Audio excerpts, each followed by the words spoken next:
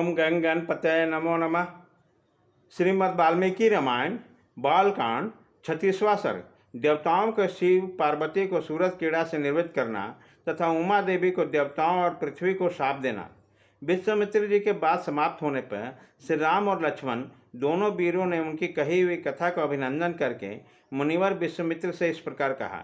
ब्राह्मण, आपने यह बड़ी उत्तम धर्मयुक्त कथा सुनाई। अब आप गिरिराज हिमवान की जेठ पुत्री गंगा के दिव्य लोक तथा मृत्युलोक से संबंध होने का वृत्तांत विस्तार के साथ सुनाइए, क्योंकि आप विस्तृत वृत्तांत के ज्ञाता हैं। लोगों को पवित्र करने वाली गंगा किस कारण से तीनों लोकों में प्रवाहित होती है? सरिताओं में श्रेष्ठ गंगा की त्रिपथ गंगा नाम से प्रसिद्ध क्यों हुई? धर्मज्ञ महर्षि, तीनों लोकों में अपनी 3 धाराओं के द्वारा कौन कौन से कार्य करती है? श्री राम जी चंद्र जी के इस प्रकार पूछने पर तपोधन विश्वामित्र ने मुनि मंडली के बीच गंगा जी से संबंध रखने वाली सारी बातें पूर्ण रूप से कह सुनाई। श्री राम पूर्व काल में महातपस्वी भगवान नीलकंठ ने उमा देवी के साथ विवाह करके उनके नववधु के रूप में अपने निकट आई देखकर उनके साथ रति क्रीड़ा आरंभ की। परम बुद्धिमान महान देवता भगवान नीलकंठ के उमा देवी के साथ क्रीड़ा व्यवहार करते 100 दिव्य वर्ष बीत गए। शत्रुओं को संताप देने वाले श्री राम इतने वर्षों तक विहार करने के बाद भी महादेव के उमा देवी के गर्भ से कोई पुत्र नहीं हुआ। यह देखकर ब्रह्मा आदि सब देवता उन्हें रोकने का उद्योग करने लगे।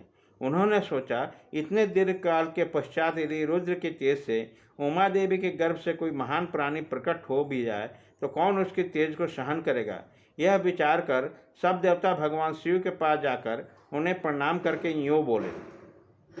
इस लोक के हित पर तत्पर रहने वाले देवोदेव महादेव देवता आपकी चरणों में मस्तक झुकाते हैं। इसमें प्रसन्न होकर आप इन देवताओं पर कृपा करें। सूर्यश्रेष्ठ, ये लोक आपके तेज को नहीं धारण कर सकते हैं, अतः आप कीड़ा से निर्मित होकर वेद बोधिक तपस्या युक्त होकर उमा देवी के साथ तप कीजिए। तीनों लोकों के हित की कामना से अपने तेज को अर्थात बीज को तेज स्वरूप अपने आप में ही धारण कीजिए। इन सब लोगों की रक्षा कीजिए, लोकों का विनाश न कर डालिए। देवताओं की यह बात सुनकर सब लोग महेश्वर शिव ने बहुत अच्छा कहकर उनका अनुरोध स्वीकार कर लिया। फिर उनसे कहा, देवताओं, उमा सहित मैं अर्थात हम दोनों अपने ही तेज को तेज से धारण करेंगे। पृथ्वी आदि सभी लोकों के निवासी शांति लाभ करें, किंतु सुश्रेष्ठगण, यदि मेरा सर्वोत्तम तेज बिन क्षुब्ध होकर अपने स्थान से स्खलित हो जाए तो उसे कौन धारण करेगा? यह मुझे बताओ। ऐसा कहने पर देवताओं ने वृषभध्वज भगवान शिव से कहा, भगवान, आज आपका जो तेज क्षुब्ध होकर गिरेगा वह उसे या पृथ्वी देवी धारण करेगी।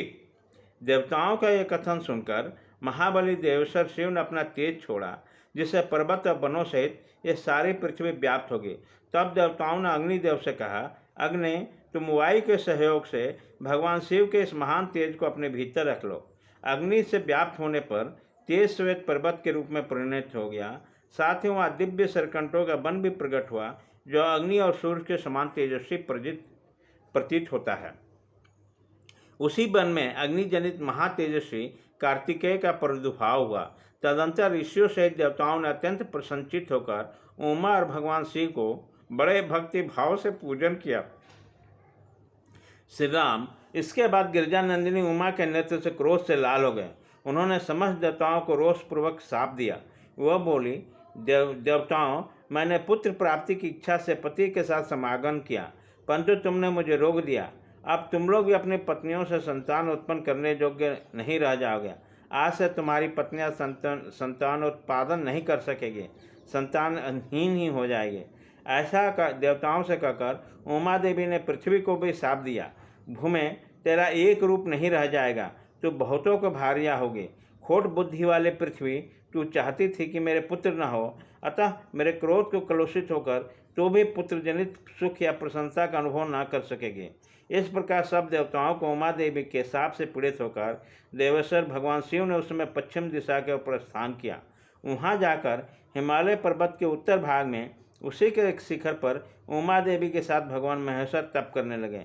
लक्ष्मण सहित श्री राम, यह मैंने तुम्हें गिरिराज हिमवान की छोटी पुत्री उमा देवी का विस्तृत वृत्तांत बताया। अब मुझसे गंगा के प्रादुर्भाव की कथा सुना।